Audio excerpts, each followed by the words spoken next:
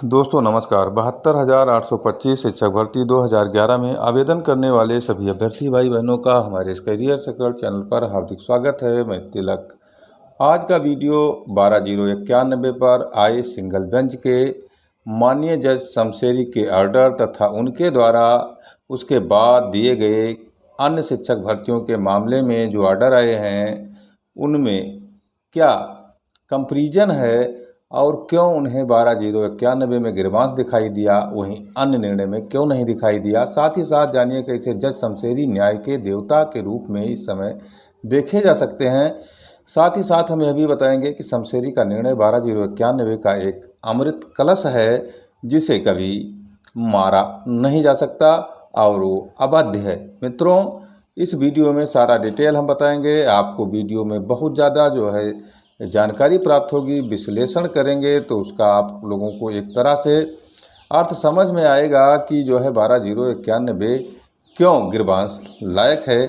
हमारे इस चैनल को आप अधिक से अधिक संख्या में सब्सक्राइब कर दीजिए। वीडियो में अंत तक बने रहिए, सारा डिटेल हम बताएंगे और आपको यह भी बताएंगे कि 12/091 में सिंगल बेंच को क्यों लगा कि इसमें गिरबांस निर्धारित किया जाना उचित होगा। शिक्षक भर्ती में बचे 12/091 पदों पर काउंसलिंग का आदेश माननीय जज शमशेरी द्वारा दिया गया था, जो सिंगल बेंच 36 नंबर कोर्ट द्वारा सुनाया गया था 12 जनवरी को। 12 वर्ष से लंबित विवाद को समाप्त करने के लिए उन्होंने निर्णय दिया था। फरवरी तक परिणाम जारी करने को कहा था, लेकिन मित्रों हम आपको बता दें कि उत्तर प्रदेश की वर्तमान सरकार बेसिक शिक्षा परिषद विभाग की हठधर्मिता के कारण इस मामले को फिर डबल बेंच में ले जाया गया है, जैसा कि आप जानते हैं। सबसे पहले हम बताएंगे कि 12 जनवरी 2024 को माननीय जज शमशेरी ने 12/091 पर जो निर्णय दिया था वो उन भाइयों बहनों के लिए अमृत के समान था जो 12 वर्षों से सड़क पर घूम रहे थे। चयनित होने के बाद सरकार उन्हें नियुक्ति पत्र नहीं दिया था और सरकार ने ही उनका चयन किया था और उसके बाद में वो कोर्ट दर कोर्ट घूमते रहे, कभी उन्हें न्याय नहीं मिला।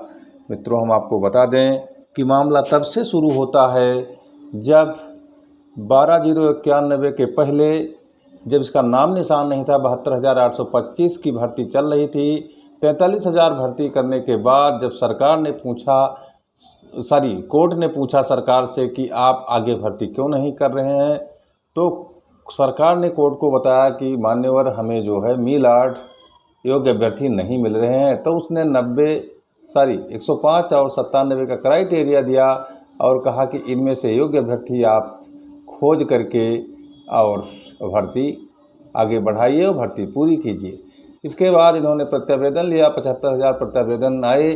75,000 प्रत्यावेदनों में से 12,091 लोगों को ये योग्य घोषित किया और कहा कि ये तत्समय जनपद और जनपदों के कटाव से ऊपर पाए गए हैं, इसलिए इन्हें नियुक्त किया जा सकता है। इस पर कोर्ट ने, माननीय सुप्रीम कोर्ट ने ऑर्डर दिया कि 6 सप्ताह के अंदर इन्हें नियुक्ति दे दिया जाए, इनका वेरिफिकेशन कर दिया जाए और इसके बाद सरकार ने नियुक्ति नहीं दी।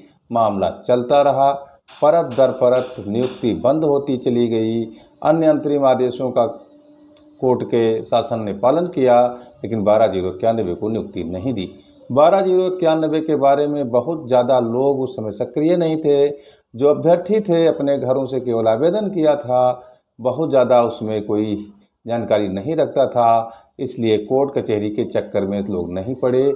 लेकिन कुछ लोग आगे आए और कंटेम्प्ट में गए, तब तक समय बीत गया था और कोर्ट ने यह कहते हुए उनका कंटेम्प्ट रिव्यू खारिज कर दिया कि आप अभी तक कहाँ थे। और फिर सरकार ने क्लोजर रिपोर्ट लगा दी और सुप्रीम कोर्ट के माननीय जज यू ललित ने उनसे कहा कि ठीक है, आपने जो किया अच्छा किया, आपकी भर्ती ठीक है।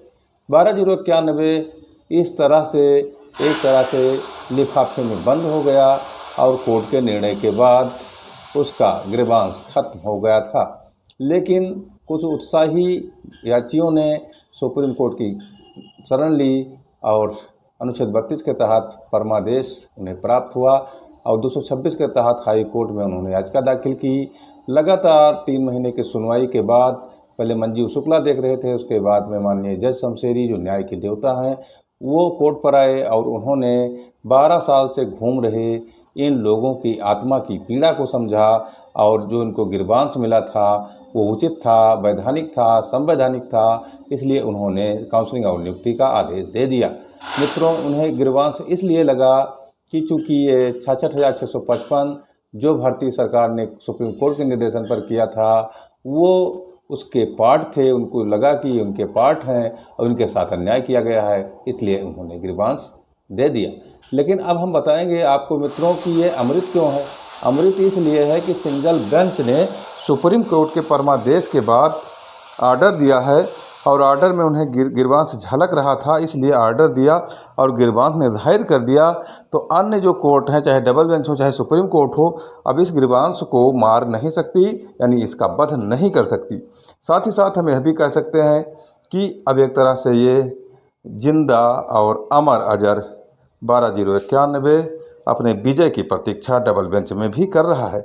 साथ ही मित्रों, हम आपको बता दें कि EWS मैटर में अभी शमशेरी की ही बेंच ने एक शिक्षक भर्ती 69,000 शिक्षक भर्ती में 69,100 पदों को जो EWS में दिया जाना था उसमें इसलिए गिरबांश नहीं मिला क्योंकि सरकार विज्ञापन अपने नोटिफिकेशन के पहले जारी कर दिया था। जो नोटिफिकेशन EWS के लिए आया था उत्तर प्रदेश सरकार का, और विधिसम्मत निर्णय इसमें उन्होंने दिया। कहीं याचियों के पक्ष में निर्णय इसलिए नहीं दिया कि याचियों का गिरबांश उसमें नज़र नहीं आ रहा था।